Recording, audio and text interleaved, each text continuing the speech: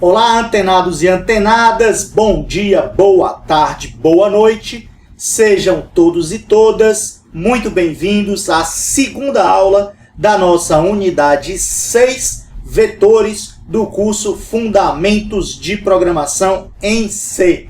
Na aula de hoje, nós vamos discutir como utilizar o conceito de vetor em C.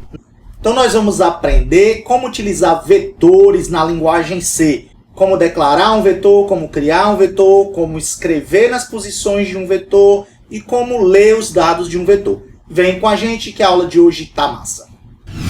Bom, para declarar um vetor na linguagem C, a sintaxe é a seguinte. Eu começo com o tipo da variável, o nome do vetor, o nome da variável e depois o tamanho do vetor. Vamos ver um exemplo? Vamos lá, ó. Int x, colchete, 5, fecha colchete. Então, nesse caso, eu estou declarando uma variável chamada x, identificador da variável, o nome da variável é x.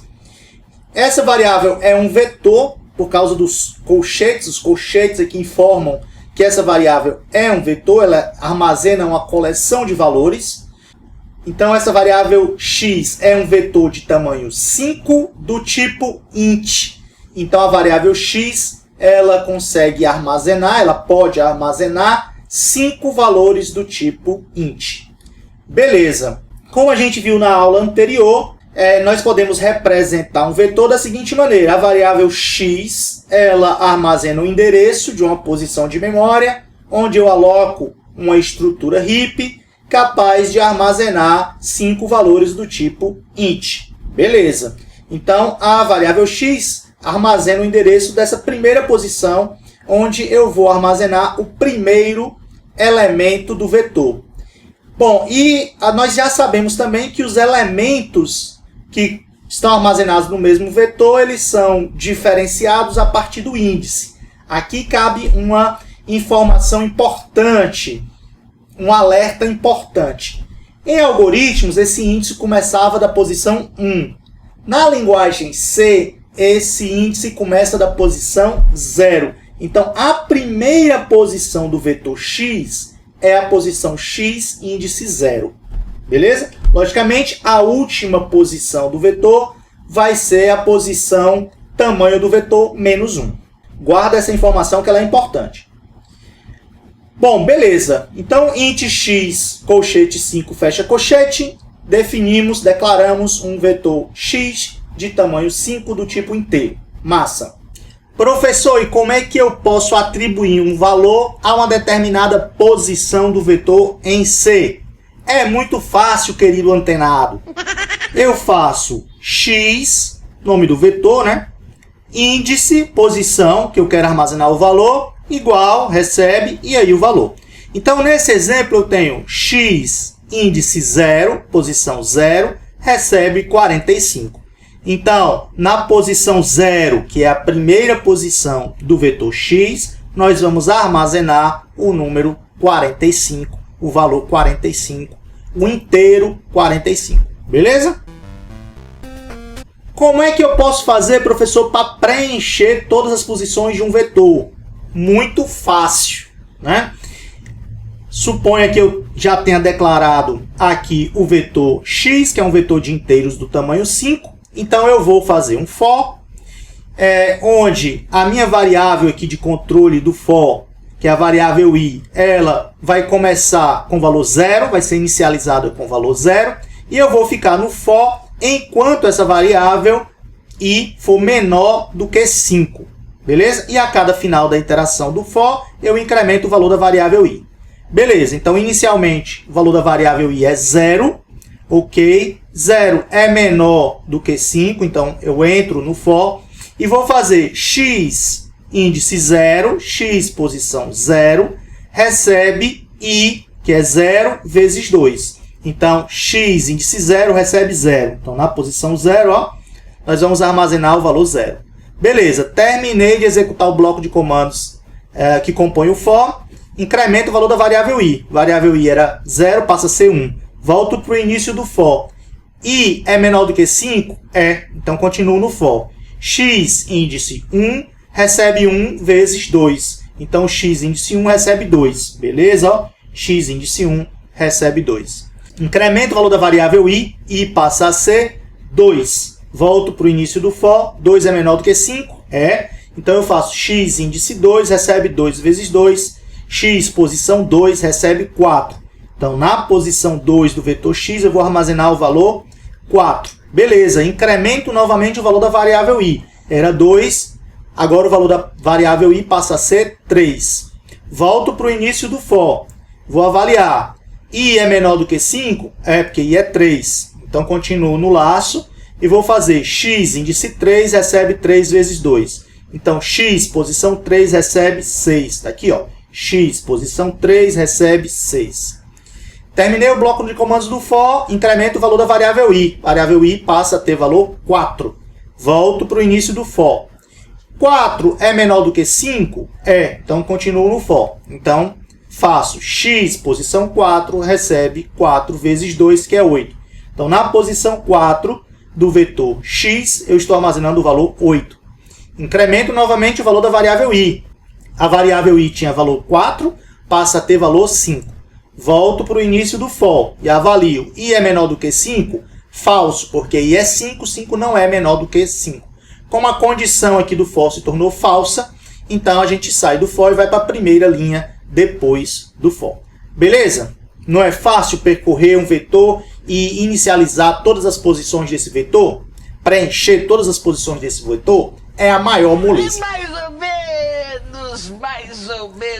ou menos. Ok, querido antenado. Vamos ver um outro exemplo. Aqui eu estou declarando uma variável x, que é um vetor de inteiros do tamanho 5. Beleza. Então, aloquei espaço na memória para armazenar 5 valores inteiros. Beleza. Depois eu tenho for int i igual a 0, enquanto i for menor que 5, i mais mais. O i inicialmente é 0, i é menor do que 5, porque 0 é menor do que 5, eu entro no for. E aí eu vou escrever a mensagem, escreva o valor do %d ésimo número. Então, esse %d aqui vai ser substituído por i mais 1. O i é 0. Então, vai ficar o ésimo número. Beleza. E aí eu vou ler um valor inteiro, ó, %d, e colocar, armazenar esse valor lido na posição 0 do vetor x. Então, imagine que o usuário digitou 95. Então, estou armazenando 95 na posição 0 do vetor x. Beleza, incremento i. O i era 0, passa a ser 1. Volto para o início do for. I é menor do que 5? É. O i agora é 1, né? 1 é menor do que 5. Beleza. Aí eu vou imprimir. Escreva o valor do... Só que agora, i mais 1. 1 mais 1, 2. Então, do 2 ésimo número. E aí leio mais um valor do teclado e vou armazenar na posição i. I é 1. Né? Então, na posição 1. Imagine que eu li o valor 13. Então, eu vou armazenar 13 na posição 1 do vetor x. Incremento o i. O i agora passa a ser 2. Volto para o início do for. 2 é menor do que 5? É. Então, o que eu faço? Escrevo o valor do 3 e mais 1. 2 mais 1 é 3. 3 ésimo número. Beleza. Leio mais um número. Então, agora eu vou armazenar o número lido na posição 2 do vetor x. Então, imagine que eu digitei menos 25. Então, eu vou armazenar menos 25 na posição 2 do vetor x. Incremento y. Y era 2, passa a ser 3. Volto para o início do for. 3 é menor do que 5? É. Então, eu vou escrever. Ó. Escreva o valor do i mais 1, 4. 4 ésimo número. Leio mais um valor do teclado e vou armazenar na posição 3 do vetor x. Incremento mais uma vez o valor da variável i. A variável i tinha valor 3, passa a ter valor 4. Volto para o início do for. I é menor do que 5? É, porque 4 é menor do que 5. Então, beleza. Vou printar aqui a mensagem. Escreva o valor do 4 mais 1, 5 ésimo número. Leio mais um número do teclado e vou armazenar na posição i, ou seja, na posição 4 do vetor x. Então, suponha que eu digitei 0. Então, eu vou armazenar 0 na posição 4 do vetor x. Beleza? Não é fácil?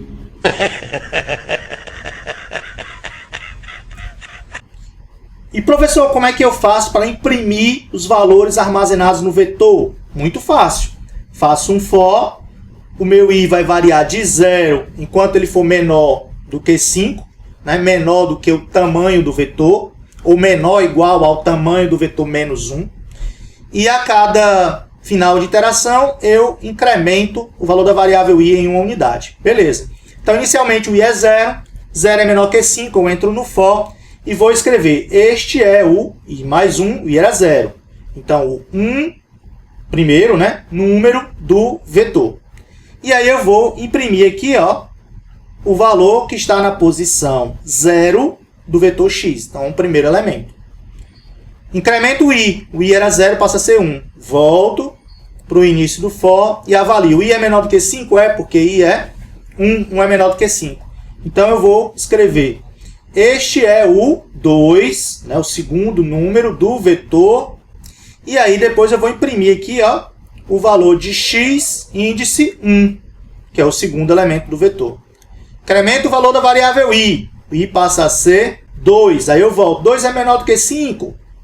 Então o que é que eu faço? Continuo no laço e vou imprimir essa mensagem. Este é o 2 mais 1, 3, terceiro número do vetor.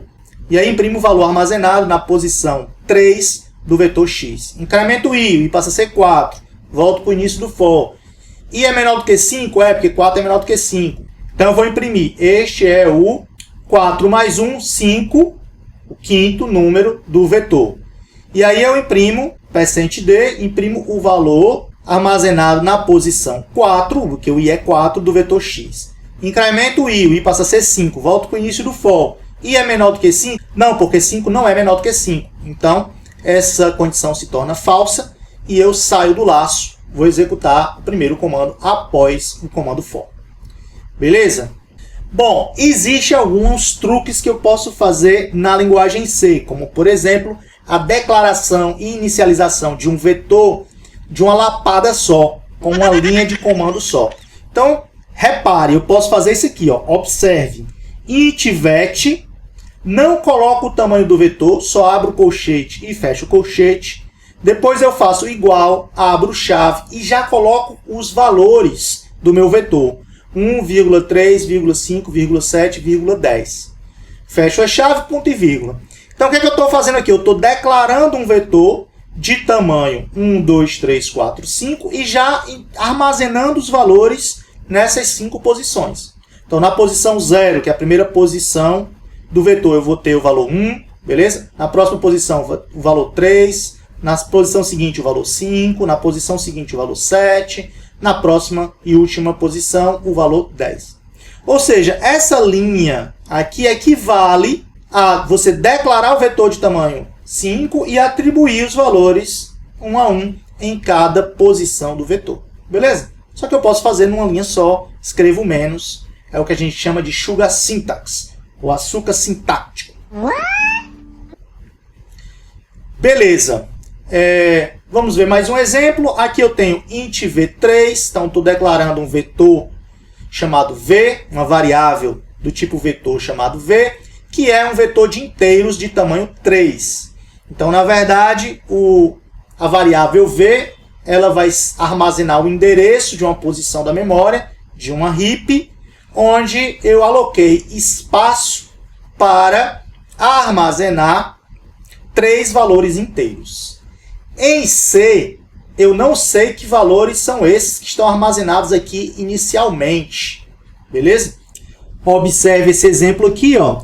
Eu tenho um programinha em C, declarei V como um vetor de tamanho 3, e aqui eu fiz um for para percorrer os 3 elementos do vetor V e imprimir o seu conteúdo. Então eu vou imprimir aqui V índice 0, V índice 1, V índice 2. Beleza? Vamos rodar aqui para ver o que é que vai acontecer, ó. 3 hours later. Rodei, veja, ó, tá um valor qualquer. Por quê? Porque eu declarei a variável V, o vetor V, de tamanho 3, aloquei uma posição na memória para armazenar 3 valores inteiros, mas nessa posição tem um lixo lá armazenado, beleza? a gente não setou ainda, não inicializou as posições do vetor V. Então pode ter qualquer coisa no vetor V, um lixo qualquer lá, como nesse caso. E se eu rodar mais de uma vez, pode ser que eu obtenha resultados diferentes, tá vendo? Por quê? Porque ele está alocando esse vetor V em outras posições da memória. Toda vez que eu executo, ele coloca esse vetor numa outra posição na memória. Por isso que esses lixos aqui dão um valor diferente. Beleza? Que depende da posição da memória onde eu alocar o vetor. Ok, em seguida, o que eu estou fazendo? V, índice 0, recebe 23. Então, na posição 0 do vetor V, eu estou armazenando o valor 23. Como é que isso é feito pelo compilador na prática? Ora, a variável V ela tem um endereço de memória, que é o endereço da primeira posição. Então, como eu estou dizendo que é no índice 0, na posição 0 do vetor, eu tenho um endereço, vou nesse endereço e aqui, logo no endereço armazenado na variável x, eu já armazeno 23. Agora aqui embaixo eu estou fazendo V índice 2 recebe 52, que eu estou fazendo ainda na posição 0, 1, 2 do vetor V e armazenando o valor 52. Como é que o compilador faz isso, né? Ora, na variável V eu tenho esse primeiro endereço aqui, o endereço onde a estrutura heap começa, ela inicia, que é o endereço da posição 0. Eu quero armazenar 52 na segunda posição. Então o que é que eu faço? Eu pego esse endereço e somo o valor em bytes ocupado por 2 inteiros. Aí eu vou gerar justamente o endereço dessa posição de memória aqui, onde eu vou armazenar o 52. Esse é o trick. Ok, vamos ver um exemplo um pouco mais esotérico? Vamos lá. Suponha que V seja o identificador de um vetor, de um array. Tem como descobrir dinamicamente qual é o tamanho desse array V? Ou seja, quantos elementos são armazenados nesse array V? Tem um truque que pode ajudar bastante, que é fazer o seguinte: sizeof de V dividido pelo sizeof de int, porque eu sei que o vetor V é um vetor de inteiros. Sizeof de V vai me retornar a quantidade de bytes alocadas para o vetor V. Sizeof de int me retorna a quantidade de bytes alocados para um valor inteiro. Então, se eu divido a quantidade de bytes ocupada pelo vetor todo pela quantidade de bytes ocupada por um inteiro, então eu sei quantos elementos eu tenho nesse vetor, ou seja, qual o tamanho desse vetor, quantos elementos, quantas posições tem esse vetor. Beleza? Então vamos ver um exemplo. Eu posso fazer, dado que eu tenho um vetor V que eu não sei qual é o tamanho, e eu quero imprimir todas as posições desse vetor, eu posso fazer for int i igual a 0, enquanto i for menor do que sizeof de V dividido por sizeof de int, ponto e vírgula, i mais, printf V índice i. Beleza? Então vamos ver aqui na prática como é que funciona. Então aqui, ó, declarei um vetor V de tamanho 3, não inicializei, fiz for int i igual a 0, enquanto i for menor do que sizeof de V dividido por sizeof de int, eu vou ficar nesse laço e vou imprimir o valor armazenado na posição i do vetor V.